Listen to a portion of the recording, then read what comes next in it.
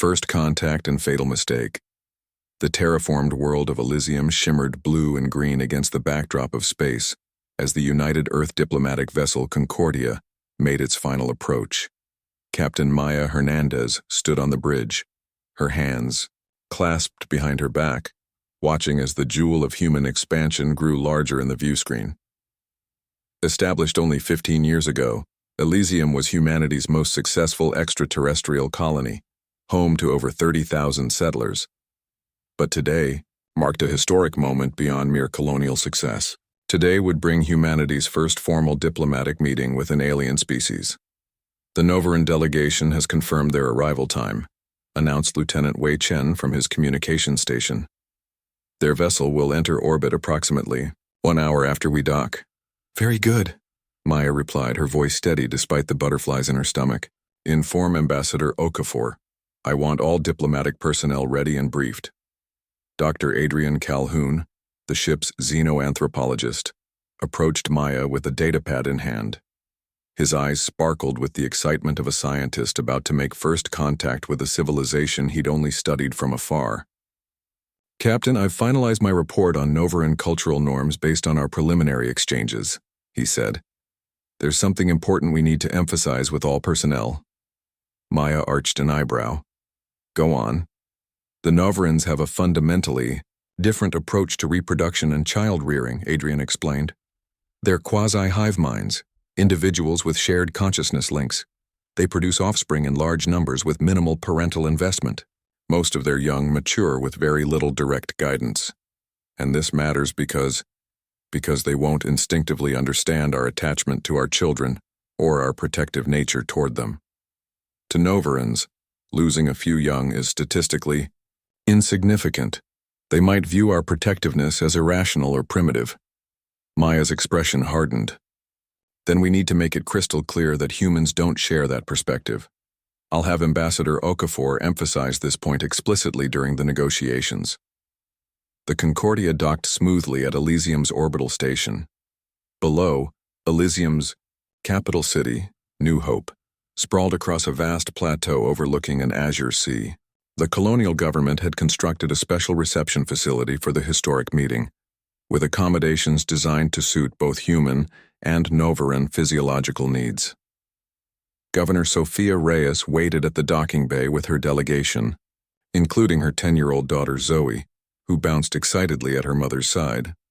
The girl had insisted on being present for this historic occasion, and Sofia had relented, believing it important for the younger generation to witness humanity's expanding horizons.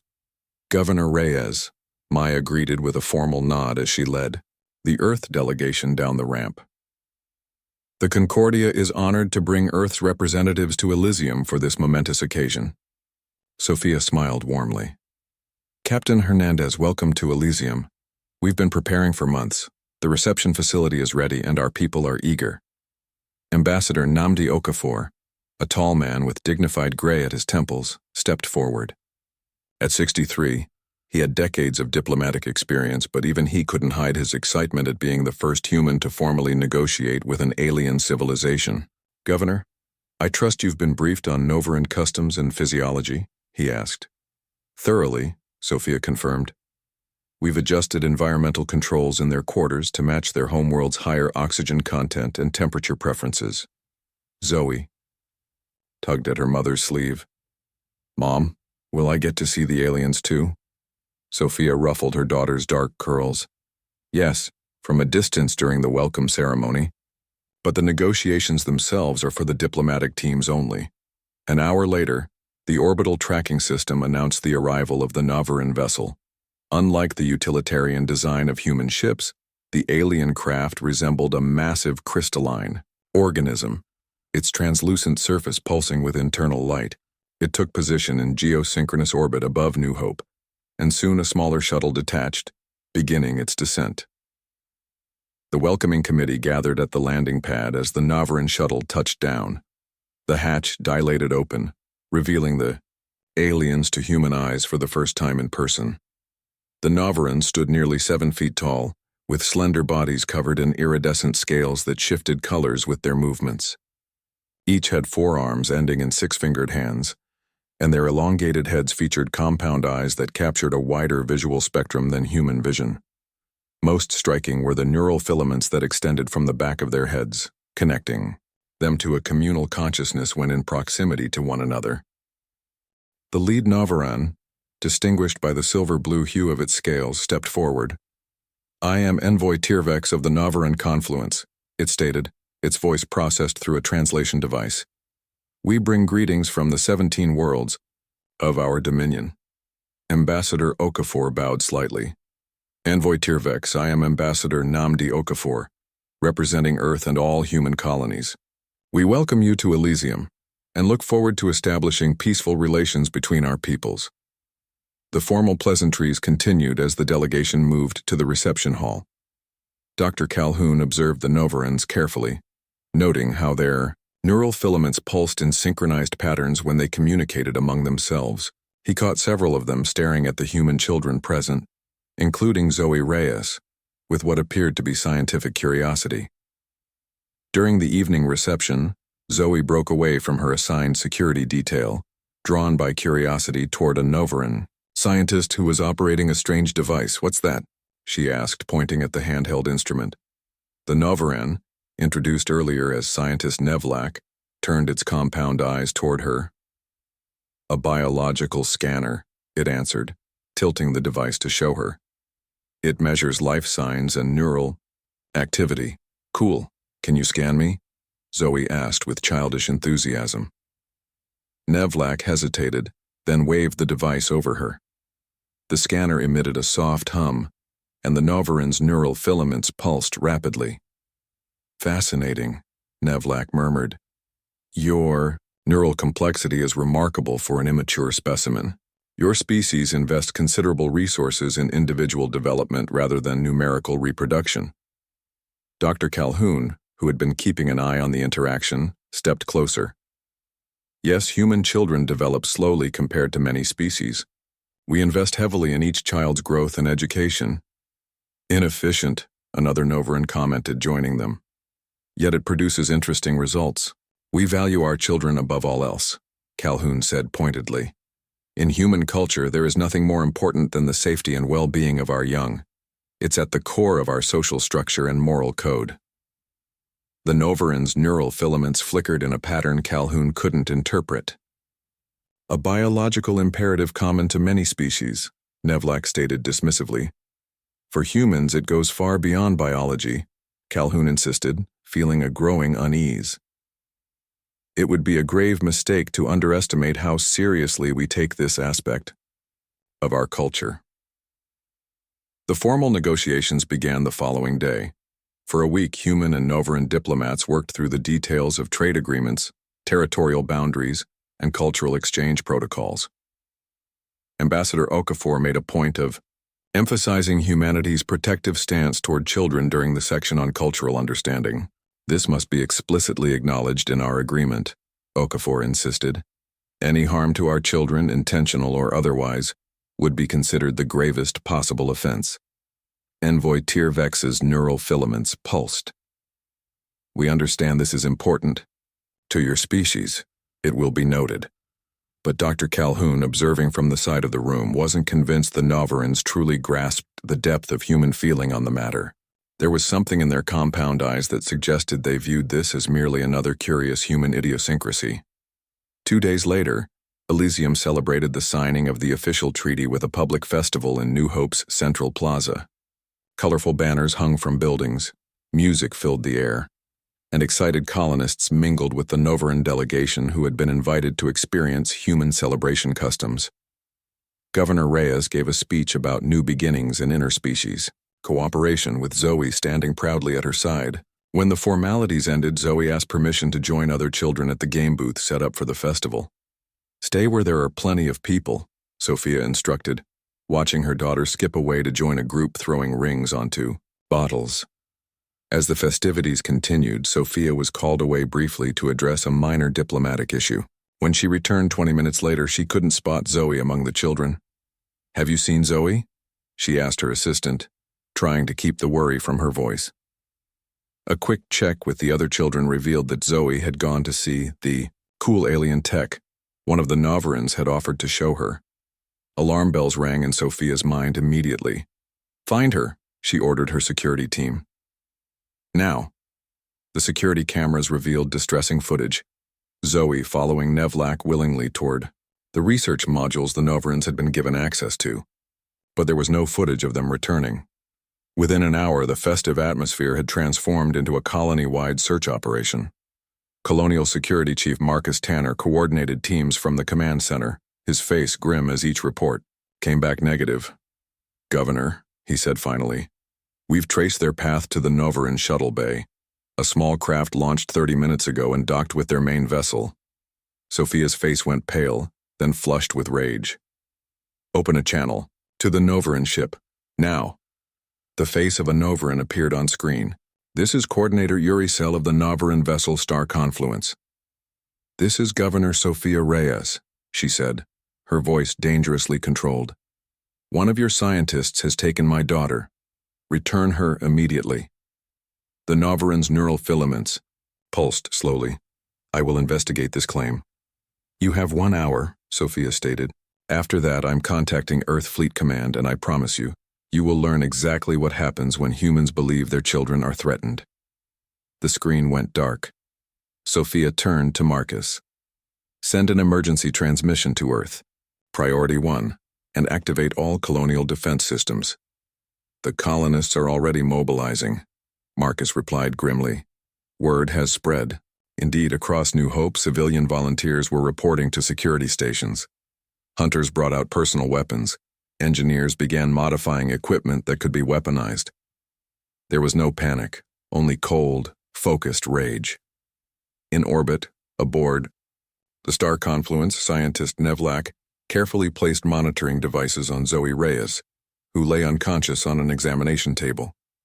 "The governor is demanding the child's return," Coordinator Yuri Cell informed him. "They seem excessively agitated." "As expected," Nevlak replied, adjusting a scanner. "Their attachment to individual offspring is a fascinating evolutionary adaptation, but ultimately irrational. The data we'll gather from this specimen will be invaluable for understanding human neurological development. How long will your study require?" 3 to 4 days for preliminary results. The human child will be unharmed and returned with minimal memory of the experience." Yuri Cell's neural filaments pulsed with uncertainty. Their warning during negotiations was merely a cultural emphasis point. Nevlak dismissed. "All species protect their young. Their response will be diplomatic protests, perhaps trade sanctions. Nothing that outweighs the scientific value of this research." Deep in the vastness of space, the emergency signal from Elysium raced toward Earth at superluminal speeds, carrying news that would awaken humanity's most primal and terrible wrath. Humanity Unleashed. Admiral Helena Frost was reviewing routine fleet deployments when the emergency transmission from Elysium arrived. Her face hardened as she absorbed the details, and without hesitation, she activated the Fleet Command Emergency Protocol. "This is Admiral Frost, authorization Omega-7 Delta. I am declaring a childhood protection response. All available vessels in the Orion and Perseus sectors are to converge on Elysium at maximum speed. This is not a drill." Across Earth and its colonies, the response was immediate and overwhelming. The Childhood Protection Protocol was the highest emergency designation in human space, superseding even declarations of war. It had been established after humanity's first tentative steps into the stars, codifying the species-wide understanding that the protection of children was non-negotiable. On Earth, United Earth Council President Kenji Takahashi was awakened from sleep to receive the news. He authorized the deployment within seconds and prepared to address the planet. "Citizens of Earth and her colonies," he began, his face grim on screens across human space. "A child of humanity has been taken. The Novarans have violated the most sacred trust between our peoples. We have issued an ultimatum for the child's immediate return, but we do not wait idly for their response. The Childhood Protection Protocol has been activated. May whatever gods the Novarans worship have mercy on them, for humanity will not." On Elysium, Governor Sophia Reyes stood in the colony's operations center, her face a mask of controlled fury as she watched colonial defense preparations unfold. Every able-bodied colonist had a role, Some modified mining equipment into weapons, others repurposed agricultural vehicles for military transport, and those with military experience formed impromptu defense units. "The hour is up," Marcus Tanner announced. "No response from the Novaran vessel." Sophia nodded once. "Open the channel again." When Coordinator Uricel's face appeared, Sophia spoke with ice in her voice. "Your time is up. Return my daughter now." "Governor." "Reyes, after investigation I can confirm that one of our scientists has indeed brought a human child aboard for research purposes," Uricel replied. "This was not authorized by our diplomatic corps but falls under scientific exchange provisions. The child is unharmed and will be returned upon completion of non-invasive neurological mapping, approximately 3 planetary rotations from now." Sophia's laugh was hollow and terrifying. "You still don't understand. Let me be clear. If my daughter is not returned, unharmed within the next 30 minutes, there will be no Novaran vessel, no Novaran delegation, and possibly no Novaran civilization when humanity is done. This is not a negotiation. It is your one chance at survival. These threats are disproportionate to—" "29 minutes," Sophia interrupted, cutting the transmission. Aboard the star confluence, Uricel's neural filaments pulsed with increasing concern as the ship's sensors detected unusual activity on the planet below. The colony's power grid was reconfiguring, diverting massive energy to previously dormant systems. Civilian vessels were launching, not fleeing the planet but taking up defensive positions around the colony. "The humans appear to be preparing for conflict," reported the security officer, "though their capabilities are minimal compared to our vessel." Uricel was not so certain. The intensity of the human response seemed excessive. "Contact the Confluence Council, request guidance." Before they could establish communication, the ship's sensors detected multiple superluminal signatures, starships dropping out of faster-than-light travel at the edge of the system. "Impossible," breathed the navigation officer. "Human vessels from Earth couldn't arrive for at least 7 days at their fastest speeds." Yet the sensors did not lie. 5, no. 7, no. 12 human warships had appeared, their configurations unknown to Novaran intelligence databases. They moved with precision that suggested advanced propulsion systems well beyond what the Novarans had believed humans possessed. "We are being hailed by the lead vessel," the communications officer announced, neural filaments quivering. The face that appeared on screen belonged to Admiral Helena Frost. Her expression contained no anger, no emotion whatsoever, only deadly purpose. "This is Admiral Helena Frost of the United Earth Fleet. You have abducted a human child. You have ignored warnings about the consequences of such an action. You have been given multiple opportunities to correct your error. This is your final chance. Return Zoe Reyes unharmed immediately." Uricel, now genuinely alarmed, tried to salvage the situation. "Admiral, there appears to be a cultural misunderstanding. We are conducting valuable scientific research with minimal disruption to the human child. She will be returned. You have 5 minutes to transport Zoe Reyes to the coordinates we are sending. After that, we will retrieve her ourselves and your vessel will not survive the process." The transmission cut off, leaving the Novaran command crew in stunned silence. "They cannot possibly threaten us," the weapons officer finally stated. "Our vessel's defensive capabilities exceed anything in their known arsenal." Uricel was less confident. "Locate the human child. Prepare her for immediate transport." "But the research—" Nevlak began to protest as he was summoned to the bridge. "Will not be completed," Uricel cut him off. "You have endangered this vessel and possibly our entire species through your ignorance." As the Novarans scrambled to comply, they detected smaller craft launching from the human warships, dozens of them moving at incredible speeds toward the star confluence. "They're deploying before the deadline," the security officer noted with alarm. "Human vessels entering. Weapons range in 30 seconds, reported Tactical. Their weapons are hot." Uricel made the only decision possible. Transport the child now to any of their vessels in range. But it was too late. The first wave of human assault craft impacted the Novaran shields. not with explosives but with focused electromagnetic pulses that cycled rapidly through frequencies. The Novaran shields, designed to withstand conventional energy weapons, fluctuated and failed in sections. The second wave exploited these gaps, smaller craft piloted by humans in armored exosuits breaching the hull at multiple points. They moved with terrifying efficiency, disabling Novaran crew with targeted non-lethal weapons.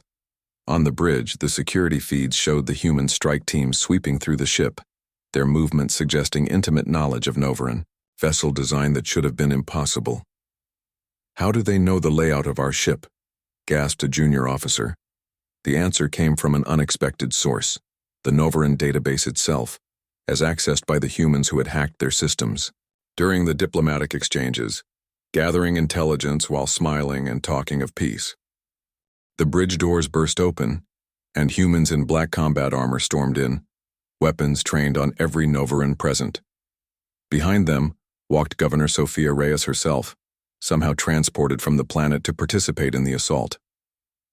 "Where is my daughter?" she demanded, her voice like the edge of a blade. Yuri Cell's neural filaments drooped in submission. "Research level, Chamber 3. Sophia spoke into her communicator. "Strike Team Bravo. Research level, Chamber 3. Minutes later, the communicator crackled. "We have her, Governor. Unconscious but vital signs stable, medical team attending." The relief that washed over Sophia's face was swiftly replaced by cold fury as she turned to Yuri Cell. "You were warned, repeatedly. You chose not to listen." "We did not understand," Yuri Cell admitted, neural filaments pulsing weakly. "We could not conceive that an advanced spacefaring species would risk interstellar conflict over a single offspring." "Then understand this," Sophia replied. "Humanity is prepared to burn your worlds to ash for the harm of a single child. Remember that when you report to your Confluence Council." Within an hour, Zoe Reyes had been transferred to a medical bay aboard the Earth flagship Indomitable. Admiral Frost joined Sophia at her daughter's bedside as medical staff completed their examination. "She'll make a full recovery," the chief medical officer reported. "They used sedatives compatible with human physiology and performed only surface neural scans. No lasting damage." Sophia held her still sleeping daughter's hand, tears of relief streaming down her face. "Thank you for coming so quickly. I didn't expect Earth's response for days." Admiral Frost's expression remained impassive. "The Childhood Protection Protocol activates our contingency fleets, vessels kept at constant readiness, hidden throughout human space precisely for situations like this. No human child will ever be more than hours from rescue, no matter how far from Earth. And the Novarans? Their vessel is disabled but salvageable. Their crew will be returned except for the scientist directly responsible for the abduction. Nevlak will stand trial under human law for kidnapping." "They truly didn't understand," Sophia said quietly. "They do now," Frost replied. "And so will every other species we encounter. This incident will spread across galactic communications. The message will be clear. Humanity walks among the stars with open hands, but harm our children, and those hands become fists." 3 days later, the Novaran Confluence Council sent a formal delegation, not to Elysium but to Earth itself. They presented an unprecedented apology, offered substantial reparations, and requested the modified treaty include extensive cultural education about human attitudes toward children. The Novaran ambassador, speaking before the United Earth Council, expressed a new understanding. "We have existed for millennia believing that advanced civilization meant setting aside biological imperatives in favor of rational calculation. Humans have shown us that some instincts should not be overcome but embraced, that your fierce protection of your young is not primitive, but the foundation of your strength. We have much to learn from each other." President Takahashi's response was measured but firm. "We accept your apology and welcome renewed relations. But know this. The protection of our children is non-negotiable. Touch a human child and you won't survive the consequences. This is not a threat. It is simply who we are." In the years that followed, humanity's reputation spread through the stars. New species approached human space with caution and respect. The incident became known in galactic diplomatic circles as the Elysium lesson, a case study in cultural misunderstanding and the dangers of underestimating a species' core values. And on countless worlds across the galaxy, alien parents told their children the cautionary tale: be careful when dealing with humans. They seem so reasonable, so controlled until you threaten their young. Then you see their true nature, and it is terrifying in its absolute resolve. They warned the Noverans, and the Noverans didn't listen. Don't make the same mistake. On Elysium, life returned to normal. The colony continued to grow, and eventually, diplomatic relations with the Noverans were restored, though with a much deeper mutual understanding. Zoe Reyes grew up to become a xenoanthropologist like Dr. Calhoun, specializing in helping humanity bridge cultural gaps with new alien species they encountered. Her first published work became required reading at diplomatic academies across human, but its title was simple but profound: What We Must Make Them Understand.